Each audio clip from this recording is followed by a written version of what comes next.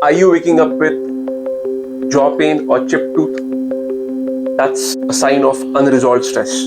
ये नॉर्मली बच्चों में पाया जाता है जब उन्हें गट के इश्यूज रहते हैं, but you can see it in adults जहाँ पे नेक पेन है, क्लेंच जॉ है, जिसे हम बोलते हैं नींद में बात करना या दांत घिसना. So that is one of the reasons. जब आपको अनरिजॉल्व स्ट्रेस रहेगा तब, जब वेगल नर्व ओवर एक्टिवेशन के कारण, you can see this trend in many people. Can acupuncture help in this? The answer is yes.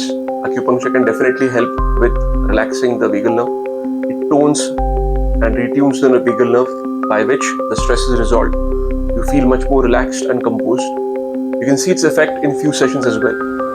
Last but not the least, your breath also synchronizes. As your breath and stress synchronizes, you can definitely see that आपका दांत घिसने का incident या शायद से पूरी तरह चला जाए या 70 to 80% कम हो जाए. लाइफ लॉन्ग माउथ गार्ड पहन के सोना, इससे फ्यू सेशंस आप एक्यूपंक्चर के भी ट्राई करें along with your normal therapy.